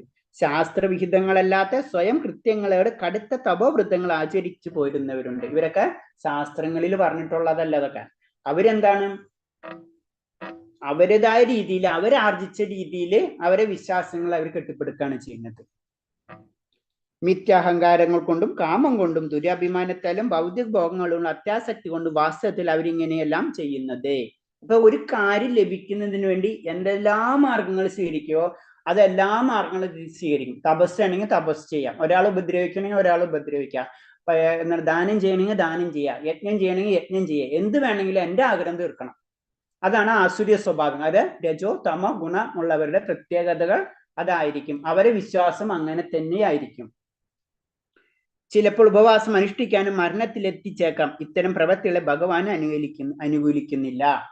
കാരണം ഉപവാസമാണെങ്കിലും അവർ ചെയ്യും, അത്ര കഠിനമായിട്ടുള്ള കാര്യങ്ങളായാലും അവർ ചെയ്യും. പക്ഷെ അത് പറയുന്നത് എന്താണ്, ഭഗവാൻ അതിനെ അനുകൂലിക്കുന്നില്ല എന്നാ പറയുന്നത്. ഏതാണ് ഈ അനാവശ്യമായിട്ടുള്ള കാര്യങ്ങൾ ഭഗവാൻ അനുകൂലിക്കുന്നില്ല. കാരണം നമ്മളെ ഉയർത്തി വിശുദ്ധ സത്വഗുണത്തിലേക്ക് ഉയർത്താന്നാണ് ഭഗവാന്റെ ലക്ഷ്യം, അല്ലെ? നമ്മളെ കുട്ടികൾ പുറത്തേക്ക് പോയി കഴിഞ്ഞാൽ എത്രയും പെട്ടെന്ന് വീട്ടിൽ വരണം, അത് മാത്രമായിരിക്കും നമ്മുടെ ചിന്ത. ഇത് തന്നെയാണ് ഇതിൽ പറയുന്നത്. ഭഗവാൻ അവരെ വീണ്ടും വീണ്ടും അസുര ഗർഭങ്ങളിൽ തന്നെ പിറക്കാൻ നിർബന്ധിതരാകുന്നു. തൽഫലമായി അവർക്ക് പരമപുരുഷനുള്ള ഭഗവാനും തങ്ങളുടെ ബന്ധത്തെക്കുറിച്ച് മനസ്സിലാകാത്ത അസുരങ്ങളായ ജീവിത സിദ്ധാന്തങ്ങളുമായി ഏറെ ജന്മങ്ങൾ കഴിച്ചുകൂടേണ്ടി വരും. ഭഗവാനെ മറന്നവർക്ക് സംഭവിക്കുന്ന കാര്യങ്ങളാണ് ആസുര ഗുണം. കാരണം അവന്റെ ആഗ്രഹം പൂർത്തീകരിച്ചിട്ടില്ല. ഒരു ജന്മം എടുത്ത് അതിൽ ആസുരികമായിട്ടുള്ള ഗുണങ്ങളിൽ ഞാൻ പെട്ട് അവൻ അടുത്തതിലേക്ക് കയറാൻ ശ്രമിക്കും. അപ്പോഴെന്താണ്, അത് അതിനേലും ഡേഞ്ചർ സോൺ ആയിരിക്കും. അവൻ അതിലും കീഴും. അങ്ങനെ വീണ് താഴ്ത്തി പിന്നെ മൃഗത്തിന്റെ യോനിയിലേക്ക് അവൻ മാറ്റപ്പെടും. അതാണ് പിന്നെ വളരെയധികം ബുദ്ധിമുട്ടാണ്. ആസുരികമായിട്ടുള്ള ഗുണങ്ങൾ നമ്മൾ വെച്ച് പുലർത്തി കഴിഞ്ഞാൽ നമ്മൾ വീണുകൊണ്ടേയിരിക്കും. നമ്മളൊരു തെറ്റ് ചെയ്തു, ആ തെറ്റല്ല എന്ന് നമുക്ക് തോന്നുന്ന ഒരു അവസ്ഥ ഉണ്ടെങ്കിൽ വീണ്ടും നമ്മൾ ചെയ്യും. അപ്പൊ എന്താണ്, തെറ്റിന്റെ മുകളിൽ തെറ്റ് ചെയ്ത് ലാസ്റ്റ് തെറ്റായി ജീവിതം തന്നെ തെറ്റായി മാറും. ആദ്യം നമുക്കൊരു നുണ പറയാനേ വിഷമം ഉണ്ടാവുള്ളൂ. സ്ഥിരമായിട്ട് നുണ പറഞ്ഞു കഴിഞ്ഞാൽ നുണ തന്നെ നമുക്ക് സത്യമായിട്ട് തോന്നുന്ന ഒരവസ്ഥ. അതാണ് പറഞ്ഞ് ആസുര്യമായിട്ടുള്ള ഗുണങ്ങളിലേക്ക് നമ്മൾ താഴും. പിന്നെ നമ്മള് താന്ന് പോയിക്കൊണ്ടിരിക്കും. പിന്നെ നമ്മളെ കർമ്മഫലങ്ങൾ മാറി വീണ്ടും നമ്മൾ കയറി വരേണ്ടി വരും. അതാണ് ഇതിൽ പറയുന്നത്. ഹരേ കൃഷ്ണ. മനസ്സിലാവുന്നുണ്ട്? ഹരേ കൃഷ്ണ. ഇത്തിരി ബുദ്ധിമുട്ടുള്ള പോയിന്റ്സുകളാണ് ഇതൊക്കെ. പ്രഭുജി, അപ്പൊ ഒരിക്കലും അവര് നേരെയാവില്ല അല്ലെ? അല്ല, ഒരിക്കലും സത്വഗുണത്തിലേക്ക് വരില്ല അവര് അല്ലെ? സത്വഗുണത്തിലേക്ക് വരല്ല, അവർ താഴത്തേക്ക് പോയി താഴത്തേക്ക് പോവുക. പിന്നെ ജനന ചക്രങ്ങളിൽ വീണ്ടും അവര് ജനിച്ചു മരിച്ചുകൊണ്ടിരിക്കുമ്പോൾ ഈ സ്വഭാവം തന്നെയല്ലേ പ്രഭുജി ഉണ്ടാവുള്ളൂ. പിന്നെ അത് ഒരിക്കലും അതും പറഞ്ഞ് എപ്പ വരെയും നമ്മളെന്താണ്, അതിന് എക്സാമ്പിൾ പറയാം. നമ്മളിപ്പോ ഒരു കുറ്റം ചെയ്തു, നമ്മള് ഇന്ത്യയിലത്തെ നിയമം അനുസരിച്ച് ഒരു ചെറിയ കുറ്റം ചെയ്താൽ എന്താണ്, ജയിലിൽ പിടിച്ചിടും, അല്ലെ? ആ വ്യക്തിക്ക് 2 ഓപ്ഷൻ ഉണ്ട്. ഒന്നില്ലെങ്കിൽ അതോടുകൂടി ആ കുറ്റം നിർത്താം, അല്ലെങ്കിൽ ആ വ്യക്തിക്ക് ഓപ്ഷൻ ഉണ്ട് അവന് വീണ്ടും കുറ്റം ചെയ്യാം. ഇതൊക്കെ ഇത്രയല്ലേ ഉള്ളൂ, ഇനി എനിക്ക് കുഴപ്പമില്ലാന്ന് ചോദിച്ച് വീണ്ടും ചെയ്യാം. അപ്പൊ എന്താണ്, ആ കുറ്റത്തിന് ഒരു പ്രാവശ്യം പിടിച്ചിട്ടുള്ള ആണെങ്കിൽ അടുത്ത പ്രാവശ്യം തന്നെ അവന് കൂടുതൽ പണിഷ്മെന്റ് കിട്ടും. ആദ്യം 6 മാസം ജയിലുണ്ടെങ്കിൽ പിന്നത്തെ ദിവസം 12 മാസം ജയിൽ കിട്ടും. അവൻ എന്നിട്ട് അത് വീണ്ടും ചെയ്യണമെങ്കിൽ 12 24 മാസമാവും. പക്ഷെ ചില സമയത്ത് 24 മാസം ചെയ്യുമ്പോൾ അവന് മാനസികമായിട്ട് തോന്നും വേണ്ട അത് ശരിയല്ല എന്ന് വെച്ചിട്ട് അവന് കടക്കാം, അവന് സുഖമായിട്ട് ജീവിക്കാം. അത് ഭഗവാന്റെ ഓപ്ഷൻ ആവും അല്ലെ ശരിക്കും? അത് ശരിക്കും ഭൗതിക പ്രകൃതി എന്ന് പറഞ്ഞ ദണ്ഡനാണ്. ശരിക്കും പറഞ്ഞ ഭൗതിക പ്രകൃതി നമുക്ക് ശരിക്കും നമ്മളെ നന്നാക്കാൻ വേണ്ടി ഇങ്ങോട്ട് വിട്ടിട്ടുള്ളതാണ്. ചുരുക്കി പറഞ്ഞു കഴിഞ്ഞാൽ നമ്മളെ ദണ്ഡനാണ് തരുന്നത്. നമുക്ക് നമ്മളെ ദുഃഖങ്ങളെല്ലാതും ഇൻഡയറക്റ്റ് ആയിട്ട് പറഞ്ഞ ദണ്ഡനാണ്. ദണ്ഡന പ്രയോഗത്തിലൂടെ നമ്മൾ ഉദ്ധരിക്കുകയാണ് ചെയ്യുന്നത്. ചിലപ്പോ നമുക്ക് മനസ്സിലാവില്ല, എന്തോരം അടി കിട്ടിയാലും നമ്മൾ നന്നാവില്ല എന്ന് പറയില്ലേ? അപ്പൊ അവര് താഴ്ത്തിയാൽ ചില കുട്ടികളെ തല്ലിക്കഴിഞ്ഞ് ചിലപ്പോ നന്നാവും, അല്ലെ? അത് ശരിയാ. അത് തന്നെയാണ് ഇവിടെ നടക്കുന്നത്. ശരിയാവില്ല. മനസ്സിലായി? ചിലർ എന്തോരം പറഞ്ഞാലും ശരി, അപ്പൊ അവരെന്താണ് അത്ര പണിഷ്മെന്റ് കിട്ടി, പിന്നെ കുറെ കഴിഞ്ഞ് ചെല്ലുമ്പോ മനസാന്തരം വരും, ചിലപ്പോൾ മനസാന്തരം വരില്ല. അവരിങ്ങനെ ജന്മങ്ങളോട് ഇങ്ങനെ കറങ്ങിക്കൊണ്ടിരിക്കും, റൊട്ടേഷൻ കിടക്കും. ലാസ്റ്റ് എല്ലാതും കഴിയുമ്പോഴാണ് അവർക്ക് അവിടേക്ക് കയറാൻ പറ്റുള്ളൂ. അതേവരെ ഇതിങ്ങനെ യുഗങ്ങളും ഒരേ നമുക്കറിയാലോ, അതൊക്കെ ഇങ്ങനെ കറങ്ങി കറങ്ങി പോയിക്കൊണ്ടിരിക്കും. ഹരേ കൃഷ്ണ. അപ്പൊ ഇതൊക്കെ പറയണെന്ന് വെച്ച് കഴിഞ്ഞാൽ ഇതാണ് സംഭവം. അത് കാരണം മാക്സിമം ആസുര ഗുണങ്ങളിലേക്ക് പോവാതിരിക്കൂ എന്നുള്ള ഒരു വാണിംഗ് ആണ് നമുക്ക് തരുന്നത്. കാരണം പോയി കഴിഞ്ഞാൽ പിന്നെ തിരിച്ചു വരവും. നമ്മളറിയാം, മദ്യം ഉപയോഗിക്കുന്ന ആൾക്കാരോട് നമ്മൾ അല്ലെ പറയല്ല, മദ്യം ഉപയോഗിക്കരുത്, ഉപയോഗിച്ച് കഴിഞ്ഞ് വീണ്ടും പ്രശ്നം. ചിലർ അത് നിർത്തും, ചിലർ നിർത്തൂല. പോയി കഴിഞ്ഞാൽ അതിൽ നിന്ന് ഊരാൻ വളരെ ബുദ്ധിമുട്ടാണ്. ഇതിനെ പോലെയാണിത്, അറിഞ്ഞിട്ടും അതിലേക്ക് പോവാം. പിന്നെ ഇനി ഓരോരുത്തരെ പറ്റി പറയാണ്. ഇനി തുടങ്ങാണ് ശരിക്കും പറഞ്ഞു. ഒന്ന് നമ്മൾ കഴിക്കുന്ന ആഹാരം, പിന്നെ നമ്മളെ ആഹാരം, അതേപോലെ തന്നെ പൂജകള്, അതേപോലെ തന്നെ നമ്മളെ ദാനം ചെയ്യുന്നത്, ഇതൊക്കെ ഇതിലൊക്കെ നമുക്ക് എന്ത് കാണാം? ഈ 3 ഗുണങ്ങളും കാണാം എന്ന് പറയാം. ഞാൻ അടുത്ത ശ്ലോകം അതിനെപ്പറ്റി പറയാണ്. ആഹാരം സ്തപ്തി സർവസ്യ ത്രിവിധോ ഭവതി പ്രിയ യജ്ഞസ്തദാനം ദേശം ഭേദമിമം ശൃണു. മനുഷ്യർക്ക് ഭക്ഷണ വിഷയത്തിൽ പോലും ഇഷ്ടാനുഷ്ഠാനങ്ങൾ ഭൗതി പ്രകൃതിയുടെ ത്രിഗുണങ്ങൾക്കനുസരിച്ചായിരിക്കും. യജ്ഞങ്ങൾ, തപസ്, ദാനം എന്നിവയുടെ കാര്യത്തിൽ അങ്ങനെ തന്നെ. ഇവയുടെ വ്യത്യാസങ്ങളെ പറ്റി കേട്ടുകൊള്ളുക. അപ്പൊ വിശ്വാസത്തിന്റെ കാര്യം പറഞ്ഞു തന്നു. ഈ 3 തരം വിശ്വാസങ്ങളുണ്ട്. താമസികമായിട്ടുള്ള വിശ്വാസമുണ്ട്, രാജസ്യമായിട്ടുള്ള വിശ്വാസമുണ്ട്, അതുപോലെ തന്നെ സാത്വികമായിട്ടുള്ള വിശ്വാസമുണ്ട്. ഇതേപോലെ തന്നെ നമ്മളെ കഴിക്കുന്ന ഭക്ഷണത്തിന്റെ ആണ്, അതിന് ആഹാരത്തിലായാലും നമുക്കിത് കാണാൻ പറ്റും. യജ്ഞങ്ങൾ, പൂജകളിലായാലും നമുക്ക് കാണാൻ പറ്റും. തപസ് ചെയ്യണ രീതി, തമോ ഗുണമുള്ള വ്യക്തി തപസ് ചെയ്യണ രീതി ആയിരിക്കില്ല സാത്വിക ഗുണമുള്ള വ്യക്തി തപസ് ചെയ്യണത്. അതേപോലെ ഇപ്പൊ നമ്മൾ പറഞ്ഞു ദാനം, അതും ഇതേപോലെ തന്നെ 3 പേരും ചെയ്യുന്നുണ്ട്, പക്ഷെ 3 ടൈപ്പായിരിക്കും. അപ്പൊ ത്രിഗുണങ്ങളുടെ ഏറ്റക്കുറച്ചിലിനനുസരിച്ച് ഭക്ഷണത്തിന്റെ കാര്യത്തിലും യജ്ഞം, ദാനം, തപസ് എന്നിവയിലും വ്യത്യാസം കാണാം. ഈ 4 കാര്യങ്ങളാണ് പിന്നെ പഠിക്കുന്നത് നമ്മൾ. അപ്പൊ ശരിക്കും പറഞ്ഞാൽ 5 കാര്യം. ഒന്ന് ശ്രദ്ധ, വിശ്വാസം, പിന്നെ എന്താണ് ആഹാരം, പിന്നെ യജ്ഞം, പിന്നെ ദാനം, പിന്നെ തപസ്. ഈ 5 കാര്യങ്ങളാണ് ഈ 17ാം അധ്യായത്തിൽ പറയുന്നത്. ഇനി ആഹാരത്തിനെ പറ്റി പറയാണ്. അപ്പൊ ആദ്യത്തെ ഇതിൽ എല്ലാതും കൊണ്ടൊന്ന് പറഞ്ഞ് ഈ 5 കാര്യം നമുക്ക് കാണാൻ പറ്റുമെന്ന് പറഞ്ഞ് ഓരോ തരത്തിലാവില്ല ഇവയുടെ സ്ഥിതി, ഏത് ഗുണം മുന്നിട്ട് നിൽക്കുന്നവരിലാണ് എന്ന വിധം പ്രവർത്തിക്കുന്നത് കാണുക. അതായത് നമ്മളില് സാത്വികമായ ഗുണമാണ് മുന്നിട്ട് നിൽക്കുന്നത് വെച്ച് കഴിഞ്ഞാൽ നമ്മളെ ആഹാര രീതി ആയാലും നമ്മുടെ വിശ്വാസമാണെങ്കിലും നമ്മുടെ ദാനമാണെങ്കിലും അതേ രീതിയിലായിട്ട് നമ്മൾ പ്രവർത്തിക്കാം. നമ്മളിൽ ഈ രജോ ഗുണമാണ് മുന്നിട്ട് നിൽക്കണമെന്ന് വെച്ച് കഴിഞ്ഞാൽ നമ്മൾ കഴിക്കുന്ന ആഹാര രീതിയാണെങ്കിലും നമുക്കുള്ള വിശ്വാസമാണെങ്കിലും നമ്മൾ കൊടുക്കുന്ന ദാനമാണെങ്കിലും നമ്മൾ അതേപോലെ പ്രവർത്തിക്കും. ഇതാണ് പറയുന്നത്. ഇനി ഓരോന്നിനെ പറ്റി പറയാണ്. ആദ്യത്തെ ഭക്ഷണ രീതിയാണ് പറയുന്നത്. ആഹാരത്തിനെ പറ്റി അറിയാണ്. ആയുർ സത്വബലാരോഗ്യ സുഖപ്രീതി വിവർത്തന രസ്യ സ്ഥിതാഹൃദ്യ ആഹാരം സാത്വിക പ്രിയ. ദീർഘായുസിനും നിലനിൽപ്പിനും തന്നെ ശുദ്ധീകരിക്കുന്നതും ബലം നൽകുന്നതും ആരോഗ്യത്തെയും സന്തുഷ്ടിയെയും സമൃദ്ധിയെയും വളർത്തുന്നതും രസവത്വവും പ്രീതികരവും സ്നിഗ്ധവും ആസ്വാദ്യവുമായ ആഹാരമായിരിക്കും സാത്വിക സ്വഭാവികൾക്ക് ഇഷ്ടം. അപ്പൊ ഒരു സാത്വിക സ്വഭാവമായിട്ടുള്ള വ്യക്തിക്ക് ഏത് തരമുള്ള ഭക്ഷണമായിരിക്കും ഇഷ്ടം എന്ന് പറയാണ്. അവന് പറയാണ്, ഞാൻ ഈ ഭക്ഷണം കഴിച്ചു കഴിഞ്ഞാൽ എനിക്ക് എന്താ ഗുണം എന്ന് ആദ്യം അവൻ ചിന്തിക്കും. അപ്പൊ അവൻ കഴിക്കുന്ന ഭക്ഷണത്തിനെ പറ്റി ചിന്തിക്കുമ്പോൾ ഈ ഭക്ഷണം എനിക്ക് ദീർഘായുസ് തരുന്നതാണോ അല്ല എനിക്ക് പണി തരുന്നതാണോ എന്ന് ചിന്തിക്കും. എനിക്ക് ബുദ്ധിമുട്ടുള്ള ആ സാധനം ഞാൻ കഴിക്കില്ല, അത് ആര് പറഞ്ഞാലും ഞാൻ കഴിക്കില്ല. അതാണ്. പിന്നെ നമ്മുടെ നിലനിൽപ്പിനെ ശുദ്ധീകരിക്കുന്നതും ആരോഗ്യം, ഞാൻ കഴിച്ച് എനിക്ക് ആരോഗ്യം കിട്ടുമോ, എനിക്ക് സന്തുഷ്ടി കിട്ടുമോ. നമ്മളെ നന്നായിട്ട് വിളവുകൾ കഴിച്ചാൽ നമുക്ക് എന്താ വരാൻ സംഭവിക്കുക, നമുക്ക് പ്രശ്നം വരും. അങ്ങനെയാണ് പറയുന്നത്. ആരോഗ്യത്തെയും സന്തുഷ്ടിയെയും സമൃദ്ധിയെയും വളർത്തുന്നതും അന്ന് കഴിക്കുമ്പോൾ ടേസ്റ്റ് തോന്നും, രസവത്ത് തോന്നും. ഇങ്ങനെയുള്ള ആഹാരമായിരിക്കും സാത്വിക സ്വഭാവികൾക്ക് ഇഷ്ടം. അവർക്ക് വേറെ കയ്പ് പുളിപ്പ് ഇതൊന്നും അവർക്ക് ഇഷ്ടപ്പെടില്ല എന്ന് പറഞ്ഞാൽ അതിനോട് വലിയ പ്രതിപത്തി ഉണ്ടാവില്ല. അടുത്ത ശ്ലോകം. കട്മളാലവണ തൃഷ്ണ തൃഷ്ണരൂഷ വിദാഹിന ആഹാരരജസ്തോ ദുഃഖശോകം ശോകമയ പ്രദാം. കയ്പ്, പുളിപ്പ്, ഉപ്പ്, രസം, കടുത്ത ചൂട്, എരിവ്, വരൾച്ച എന്നിവ കൂടുതലുള്ള ആഹാര പദാർത്ഥങ്ങളെ രാജസ്യ സ്വഭാവങ്ങൾ ഇഷ്ടപ്പെടുന്നു. ഇത്തരം ഭക്ഷ്യങ്ങൾ ദുഃഖത്തിനും രോഗങ്ങൾക്കും വഴിവെക്കുന്നവയാണ്. ഇനി രാജസ്യ സ്വഭാവികൾക്കുള്ള ഭക്ഷണത്തിന്റെ അവർക്ക് ഇഷ്ടപ്പെടുന്ന എന്തൊക്കെ ആയിരിക്കും എന്ന് പറയും. ഇപ്പൊ നമ്മുടെ നാട്ടിലുള്ള എല്ലാ ഹോട്ടലുകളും നോക്കിക്കഴിഞ്ഞാൽ നമുക്കറിയാൻ പറ്റും. വളരെ സിമ്പിളാണ്. നമ്മുടെ റോഡ് സൈഡിൽ നോക്കിക്കഴിഞ്ഞാൽ ഇതൊക്കെ കാണും.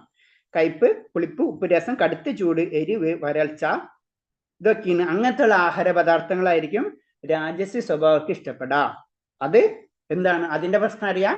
എന്താണ്? ദുഃഖത്തിനും രോഗങ്ങൾക്കും വഴിവെക്കുന്നതാണ്. അങ്ങനത്തെ ഭക്ഷണം കഴിച്ചാല് ദുഃഖമായിരിക്കും ഉണ്ടാവുക. കാരണം നമ്മളെ അതിപ്പോ സയൻസും കുറെ പറയുന്നുണ്ട്. അങ്ങനത്തെ ഭക്ഷണം കഴിക്കുമ്പോൾ നമുക്ക് മാനസികമായിട്ടും ഇഷ്യൂസ് വരും, ശാരീരികമായിട്ടും ഇഷ്യൂസ് ഉണ്ടാവും. ഇതാണ് പറഞ്ഞ രാജസ്യമായിട്ടുള്ള ഭക്ഷണത്തിന്റെ രീതി എന്ന് പറയുന്നത്. അടുത്തത് 10ാമത്തെ ശ്ലോകത്തിൽ പറയാണ്.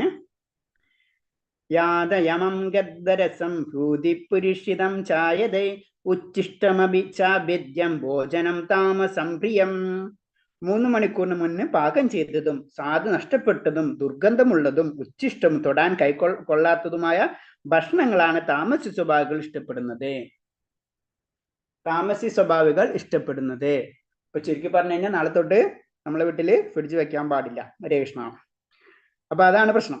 കാരണം എന്ന് വെച്ച് കഴിഞ്ഞാൽ ശരിക്കും നമ്മളെ ഭക്ഷണ രീതി പറയുന്നത് 3 മണിക്കൂറിന് മുന്നേ പാകം ചെയ്തതും അങ്ങനത്തെ ഭക്ഷണങ്ങൾ കഴിക്കാൻ പാടില്ല എന്നാണ് പറഞ്ഞത്. അപ്പൊ അത് നമ്മൾ കഴിച്ചാൽ എന്ത് എന്ന് ചോദിക്കുമ്പോൾ എന്താണ്, നമ്മൾ താമസികമായിട്ടുള്ള സ്വഭാവത്തിലേക്ക് നമ്മൾ പതുക്കെ മാറും. അപ്പൊ അങ്ങനത്തെ ഇതൊക്കെ ചുരുക്കി നേരെ തിരിച്ചാണ് നമ്മൾ എടുക്കേണ്ടത്. ഇങ്ങനത്തെ കാര്യങ്ങൾ ചെയ്യുമ്പോൾ നമ്മൾ പൂജകളൊക്കെ ചെയ്യും. എന്നിട്ട് കഴിക്കണ ഇങ്ങനത്തെ കാര്യങ്ങളാണെന്ന് വെച്ച് കഴിഞ്ഞാല് നമ്മൾ സാത്വികതയിലേക്ക് ഉയരൂല. അതൊരു സൈഡിൽ നടക്കും, ഇത് വേറെ സൈഡിൽ നടക്കും. ഇത് രണ്ടും 2 ഡയറക്ഷനിലേക്ക് പോകും. നമ്മൾ എവിടെ എത്തൂല. അപ്പൊ അതാണ് ഇതിൽ പറഞ്ഞു തരുന്നത്. നമ്മൾ ഒരു കാര്യമല്ല ശ്രദ്ധിക്കേണ്ടത്, പല കാര്യങ്ങൾ ശ്രദ്ധിക്കണം. ഇപ്പൊ നമുക്കറിയാം, നമ്മൾ പല കാര്യങ്ങൾ, നമ്മൾ ഒരു വീട് വെക്കണമെങ്കിൽ തന്നെ അതിന് നിയമങ്ങളുണ്ട്. ഇന്ന മരം ഇവിടെ വെക്കണം എന്നൊക്കെ കുറെ റൂൾസ്. ഇതൊക്കെ എന്താണ്, ഏറ്റവും പ്യൂരിഫൈ ചെയ്യുക. നമ്മൾ എല്ലാ കാര്യങ്ങൾ കൊണ്ടും നമ്മളെ പ്യൂരിഫൈ ചെയ്ത് കഴിഞ്ഞാലേ നമ്മൾ ഏറ്റവും ഉയർന്ന തലത്തിൽ എത്തുള്ളൂ. അപ്പൊ ഇങ്ങനത്തെ ഭക്ഷണങ്ങൾ മാക്സിമം അവോയ്ഡ് ചെയ്യാം.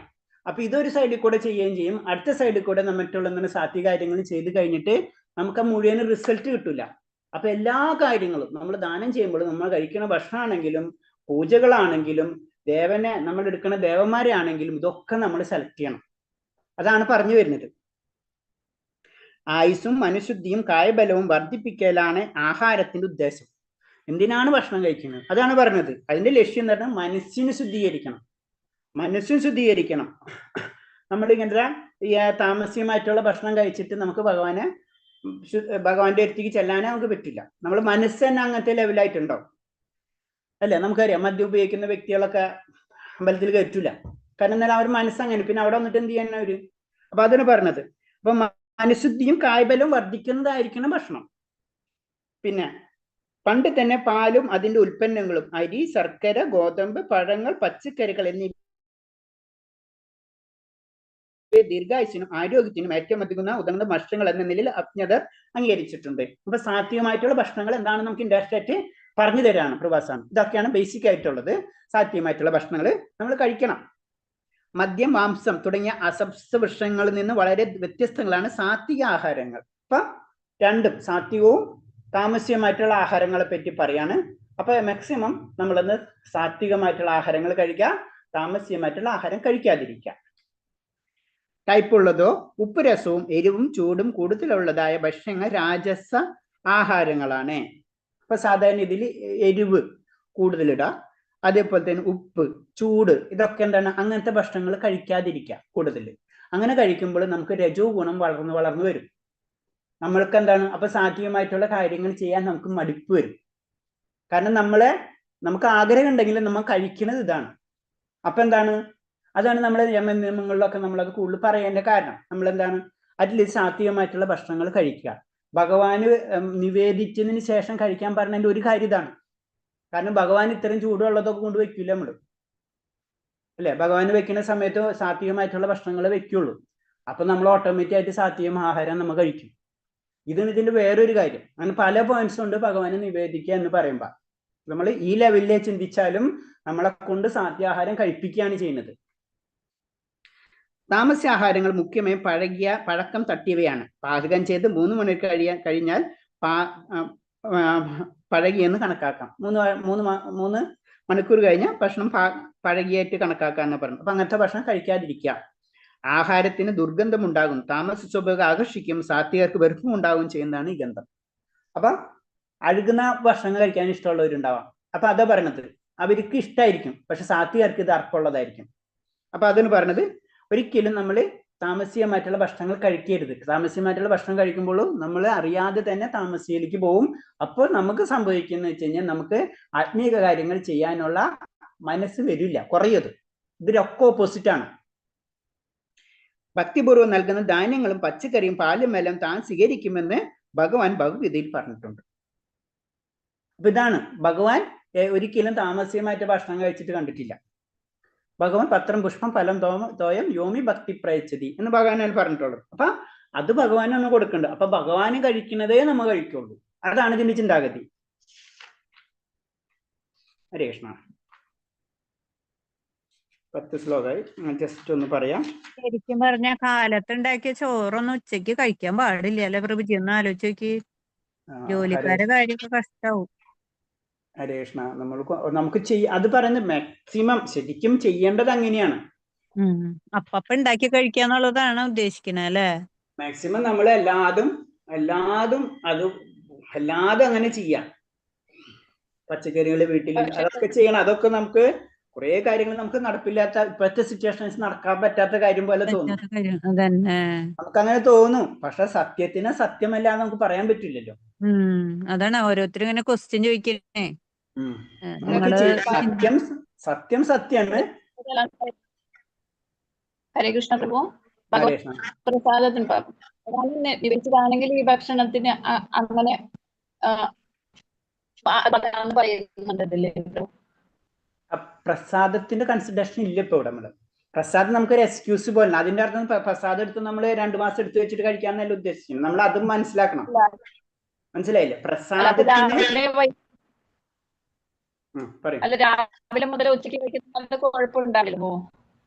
ഞാൻ പറയില്ലേ, നമ്മൾ ചെയ്യേണ്ടത് എപ്പോഴും പറയുന്നത് അനുസരിച്ച് സാത്വികാഹാരം നമ്മളെ പറയുന്ന 3 മണിക്കൂർ കൂടുതൽ കഴിഞ്ഞ് കഴിഞ്ഞാൽ സാത്വികാഹാരം എല്ലായി മാറി. പ്രസാദത്തിന് എക്സ്ക്യൂസ് ഉണ്ട്. അതെന്ന് വെച്ചാൽ പ്രസാദം നമ്മൾ അതിന്റെ അർത്ഥം എന്ന് വെച്ച് കഴിഞ്ഞാൽ 10 ദിവസം എടുത്ത് വയ്ക്കാന്നല്ല. പക്ഷെ അത് അത്രയും ലിമിറ്റഡ് ആയിട്ട് ഉണ്ടാക്കി ലിമിറ്റഡ് ആയിട്ട് ഉപയോഗിക്കാം. പ്രസാദം നമ്മളെ വീട്ടിൽ ഇപ്പൊ നമുക്ക് 3 പേര് 5 പേരുണ്ടെങ്കിൽ അതിനനുസരിച്ചുള്ള പ്രസാദം തയ്യാറാക്കാം, ഭഗവാന് വെക്കുക, ആ പ്രസാദം നമ്മൾ കഴിക്കും.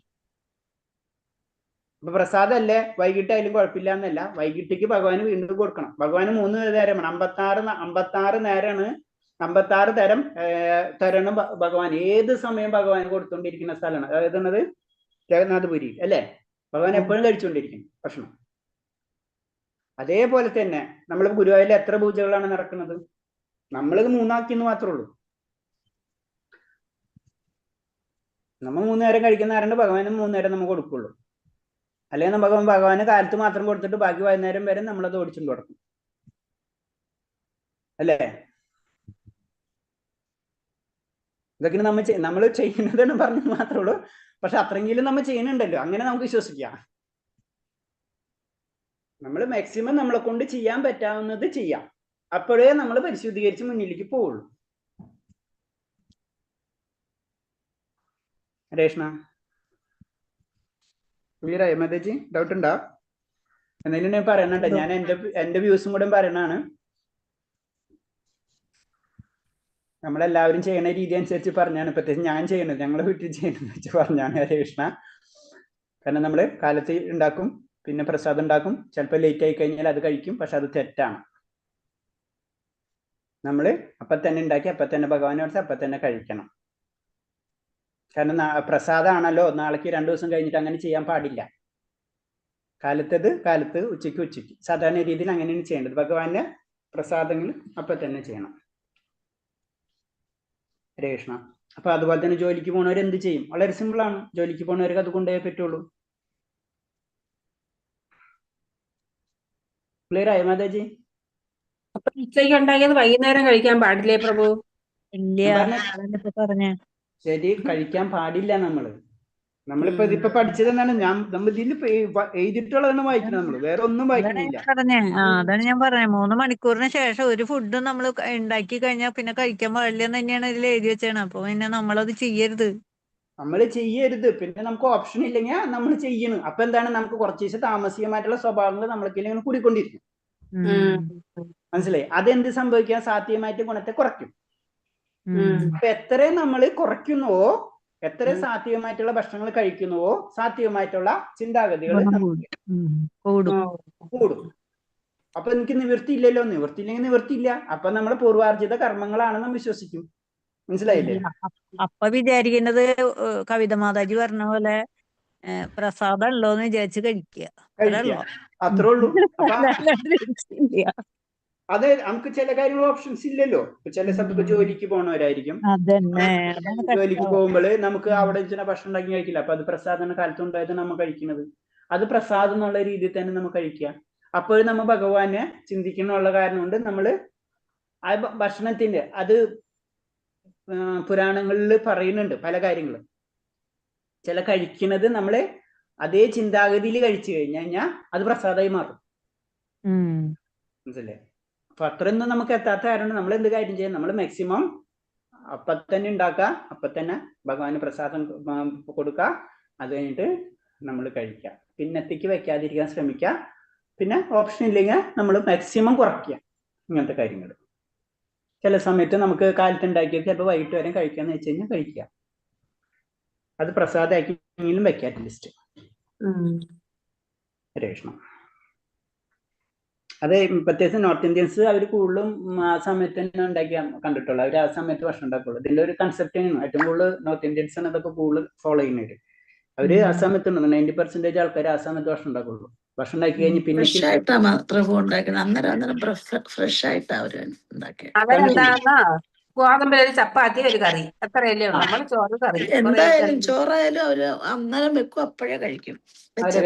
ജനറൽ ആയിട്ട് പറയണ നമ്മളേലും പ്രശ്നം അവരേലും പ്രശ്നം മൈനസ് ഇതൊക്കെ ഉണ്ട്. എന്നാലും ജനറൽ ആയിട്ട് പറയണ അവര് അതിനൊരു ചപ്പാത്തി ആയിരുന്നു. അപ്പൊ അവർക്ക് 2 ദിവസത്തേക്ക് വെക്കാൻ പറ്റില്ല. അപ്പൊ തന്നെ കഴിക്കാൻ വേണം. അപ്പൊ അവർക്ക് അതിൻ്റെതായ കാരണങ്ങളുണ്ട്. അവരെന്തുകൊണ്ട് ഉണ്ടാക്കണം എന്ന് ചോദിച്ചു കഴിഞ്ഞാൽ അവർ ചപ്പാത്തി ഉണ്ടാക്കി അതെന്തെങ്കിലും അതന്നെ കറിയും അതന്നെ. അപ്പൊ നമ്മൾക്ക് ഇത്ര മനസ്സിലാക്കണ്ടോളൂ. നമുക്കൊണ്ട് ചെയ്യാൻ പറ്റുന്നത് നമ്മൾ ചെയ്യാം. മാക്സിമം കൂടുതൽ ലേറ്റ് ആക്കാണ്ടിരിക്കാം.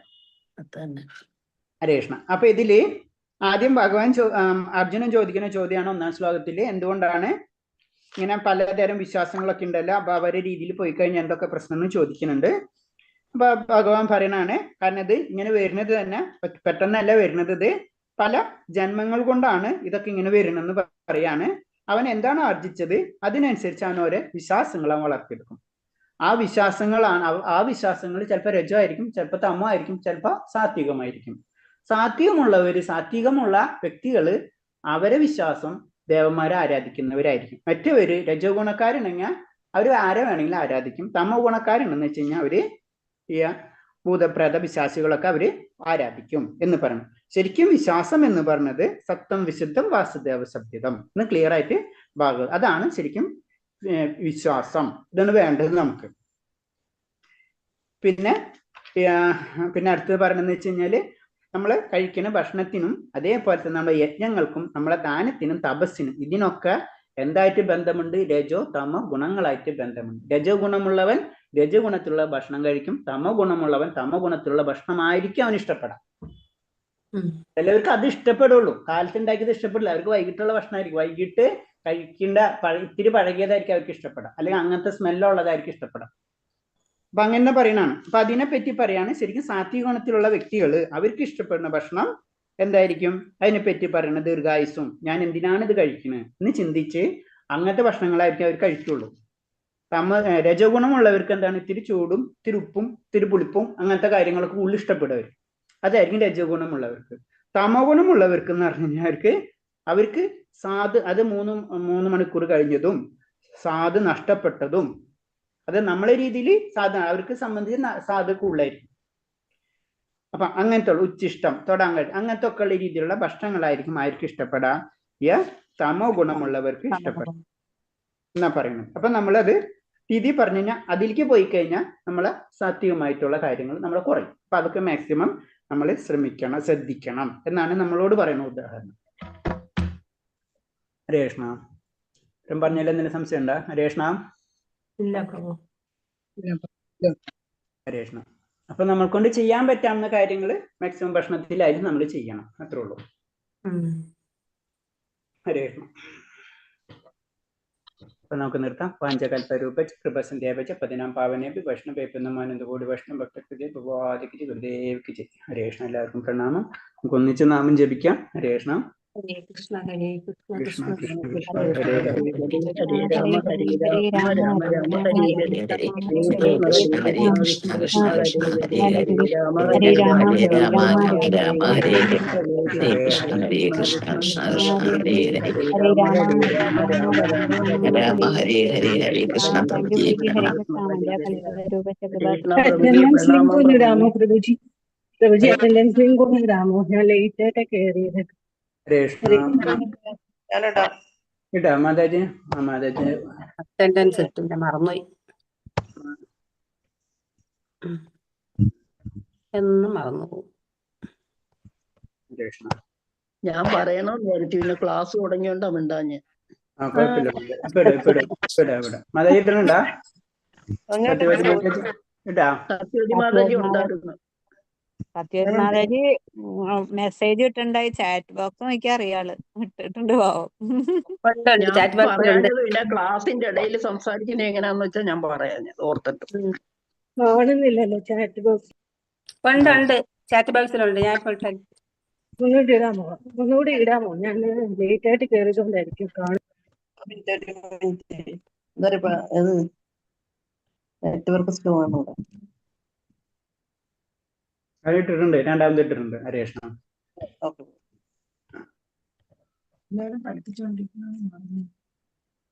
ഇല്ലേ മാതാജി?